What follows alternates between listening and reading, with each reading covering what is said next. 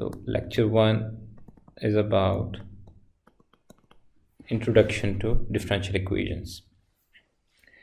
अब differential equation किस particular equation को हम कहते हैं, ये यहाँ से हम स्टार्ट ले लेते हैं. डिफरेंशियल इक्वेशन किसी दूसरी इक्वेशन से इस तरह से डिफरेंट है कि हम कहते हैं कि डिफरेंशियल इक्वेशन किसी एक फंक्शन को उसके डेरिवेटिव के साथ एक ऐसी रिलेशन होती है जिसमें एक फंक्शन और उसका डेरिवेटिव आपस में रिलेटेड होते हैं, एक इक्वेशन में होते हैं. सो आई कैन से कि a differential equation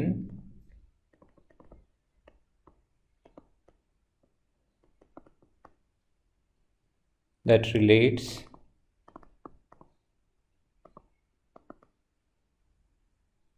derivative of a function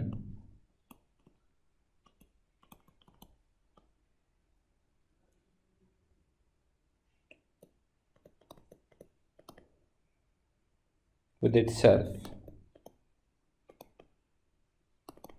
differential equation एक ऐसी इक्वेशन है कि एक फंक्शन का डेरिवेटिव उसके साथ रिलेट होता है उसी इक्वेशन में. फॉर एग्जांपल मैं लिखता हूँ dy/dt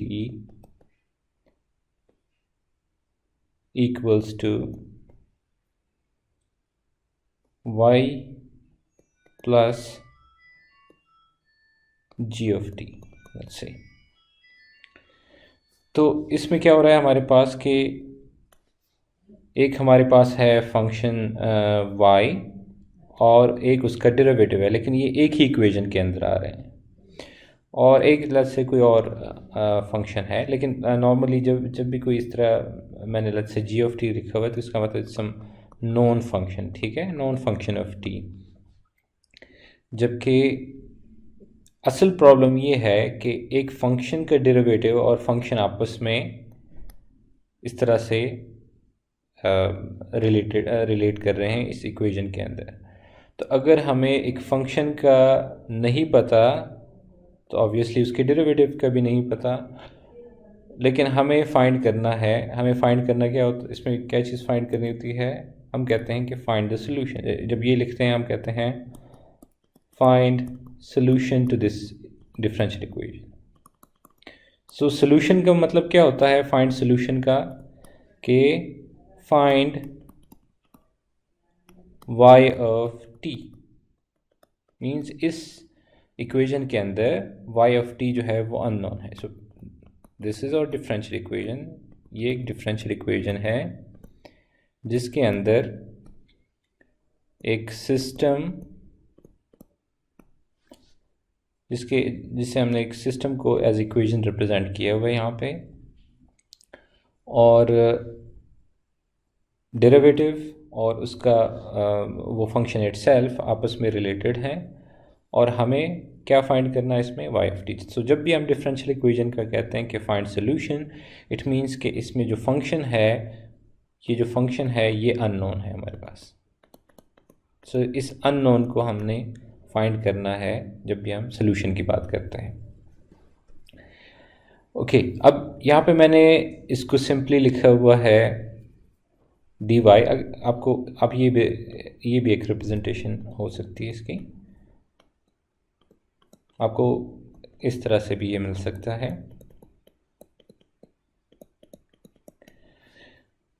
ये सिर्फ इस चीज़ को एम्फसाइज करने के लिए कि y function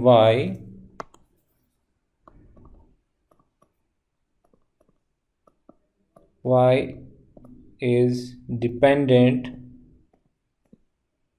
on another variable that is t. एक और वेरिएबल है जिसके ऊपर डिपेंडेंट है और वो है t. जब आपको ये चीज़ क्लियर है कि ये डिपेंडेंट ऑन t है, तो फिर आप ये जो ब्रैकेट के अंदर t आपने लिखा हुआ है इसको आप ड्रॉप कर सकते हैं. लेकिन जब आप फाइनल सोल्यूशन फाइंड करते हैं तो वहाँ पे सोल्यूशन आपके पास जो फाइनली मिलता है, let's say y of t, आपके पास एक कोई एक्सप्लिसिट सोल्यूशन आ गया, maybe it's some exponential of let's say some alpha times t plus some, let's say, sine of some omega times t। सो आपके पास जो सोल्यूशन आता है, फाइनल जो रिजल्ट आता है, वो डिपेंडेंट ऑन t होता है। ठीक है,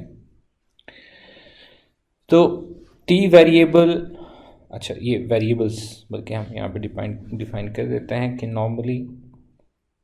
नॉर्मल नोटेशन क्या है कि जब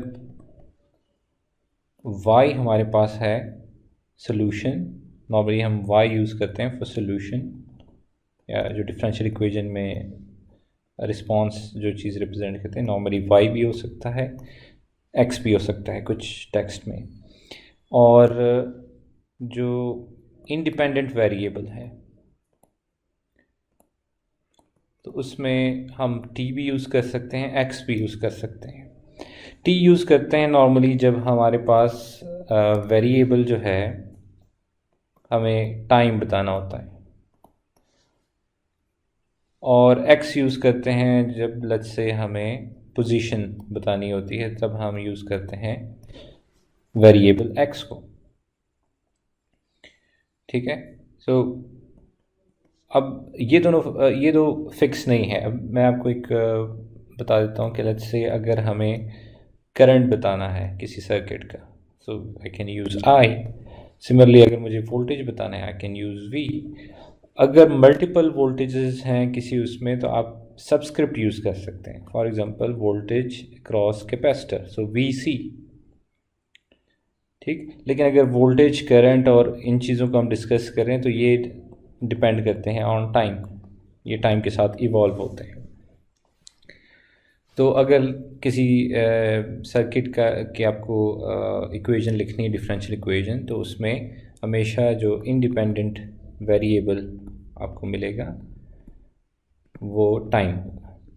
ठीक है, सर्किट के लिहाज में से आपको इंडिपेंडेंट वेरिएबल आपका टाइम होगा, और dependent variable this is for circuits. ठीक है, और जो डिपेंडेंट वेरिएबल्स हैं, डिपेंडेंट वेरिएबल्स आपके पास हो सकते हैं, वोल्टेज हो सकते हैं, करंट हो सकते हैं। ठीक है, ये आपके पास डिपेंडेंट। ओके, तो ये हमारे पास बेसिक डेफिनेशन आ गई कि हमारे पास है डिफरेंशियल इक्वेशन, कुछ इस फॉर्म की इक्वेशंस को हम कहते हैं, और जब हम कहते हैं फाइंड द सॉल्यूशन, तो इसका मतलब हमने जो फंक्शन है वो इम्पॉर्टेंट फंक्शन जिसका डेरिवेटिव और वो इटसेल्फ रिलेट कर रहा है इस फंक्शन के अंदर। ओके, अब आते हैं कि एक स्टैंडर्ड फॉर्म, अगर हम एक स्टैंडर्ड फॉर्म की बात करें कि एक स्टैंडर्ड फॉर्म में कैसे लिख सकते हैं हम, मतलब आप किसी फिज़िकल सिस्टम को लिखते हैं एज अ डिफरेंशियल इक्वेशन, मैंने कहा उसको हम कहते हैं मैथमेटिकल मॉडलिंग। लेकिन जब आप कहते हैं कि स्टैंडर्ड फॉर्म, तो स्टैंडर्ड फॉर्म ये है कि आप लिखते हैं लेट्स से nth डेरिवेटिव है आपके पास उस फंक्शन का, और बाकी के जो टर्म्स हैं वो सारे आप लिखते हैं राइट साइड पे। फॉर एग्जांपल डिपेंडेंट है on y, y prime, y double prime up to yn-1, और इसके अलावा क्योंकि एक एडिशनल फोर्सिंग टर्म भी हो सकता है, तो हम कहते हैं कि ये डिपेंडेंट ऑन टाइम है। तो ये हमारे पास एक स्टैंडर्ड फॉर्म है, और इसको हम कहेंगे कि this is an nth order differential equation. Order क्या चीज़ होती है अभी शॉर्टली हम इसको डिस्कस करते हैं। nth ऑर्डर डिफरेंशियल इक्वेशन है, तो हाईएस्ट डेरिवेटिव जो उसके अंदर है वो हम लेफ़्ट साइड पे लिखें, और बाकी जितने टर्म्स हैं उसको मूव कर दें आप राइट साइड पे। तो ये एक स्टैंडर्ड फॉर्म है जिसमें आप अपने डिफरेंशियल इक्वेशन को लिख सकते हैं। तो अभी जो मैंने आपको ऊपर एक इक्वेशन बताई वो ऑलरेडी मैंने एक स्टैंडर्ड फॉर्म के अंदर लिखी, जिसमें मैंने y ऑफ t को dy बाई डी टी को एक साइड पे रखा और फंक्शन और एक फोर्सिंग फंक्शन को उसको राइट साइड पे मूव कर दिया। ओके, तो order of differential equation, this is next thing. और ये एक्सट्रीमली इम्पॉर्टेंट है क्योंकि जब भी आप कोई डिफरेंशियल इक्वेशन सॉल्व करते हैं तो सबसे पहले आपको ये चीज़ सामना करना पड़ता है कि what is the order of differential equation. So order of differential equation क्या चीज़ है? So it means we are looking for the classification. ठीक है, कि कोई एक डिफरेंशियल इक्वेशन है तो उसको हम क्लासीफाई करते हैं। क्लासीफाई करते हैं कि उसका ऑर्डर क्या है। So order of differential equation क्या होता है? It's the order of highest derivative.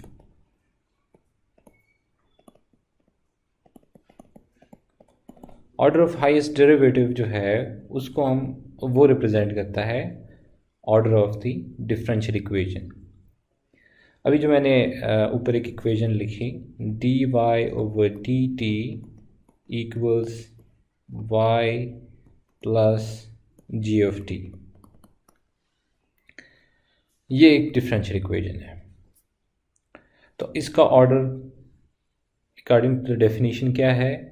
Highest derivative का यहाँ पे क्या है? 1। हाईएस्ट डेरिवेटिव यहाँ पे है 1, so it's a first order differential equation. This one is a first order differential equation. और अगर हम एक और differential equation let's say लिखते हैं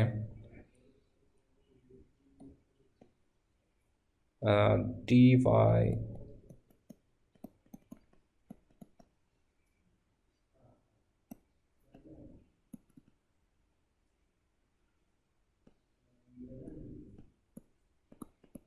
let's say ये एक दूसरी differential equation है।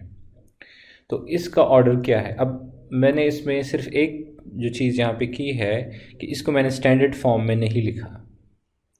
सो ऑर्डर बताने के लिए आपको इसको स्टैंडर्ड फॉर्म में लिखने की ज़रूरत नहीं है। यू कैन जज from the highest derivative. So highest derivative यहाँ पे अब क्या है? 2। So it's a second order differential equation.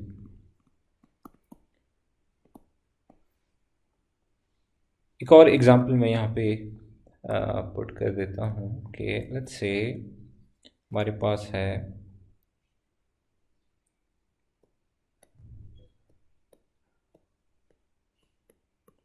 Over D T plus Y equals to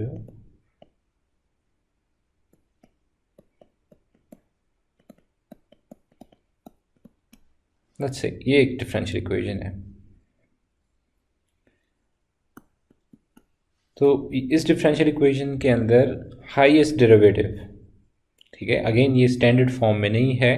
अगर आप स्टैंडर्ड फॉर्म में लिखते हैं तो आप लिखते हैं इसको डी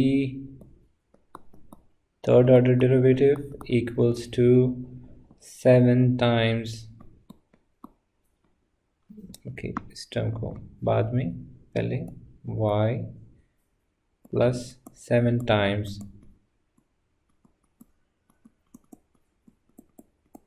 सो ये स्टैंडर्ड फॉर्म है। तो अकॉर्डिंग टू दिस फॉर्म अब आपको हाईएस्ट डेरिवेटिव इसमें जो नज़र आ रहा है वो ये है और इसके मुताबिक हमारे पास ये इक्वेशन बनती है थर्ड ऑर्डर डिफरेंशियल इक्वेशन।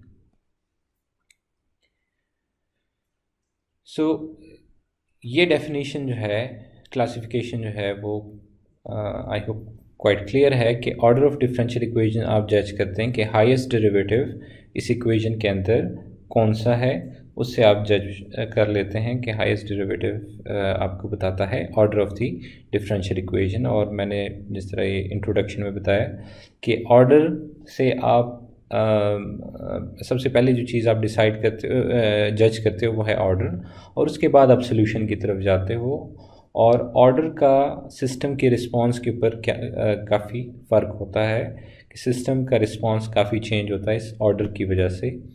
तो इंशाल्लाह हम डिस्कस करेंगे लेक्चर्स में कि कैसे सॉल्व किया जाता है सेकंड ऑर्डर से आगे के जो डिफरेंशियल इक्वेशंस हैं, और फर्स्ट ऑर्डर इनमें से जो बिहेवियर के लिहाज से है वो डिफरेंट होता है काफ़ी। तो यहाँ पे मैं आपको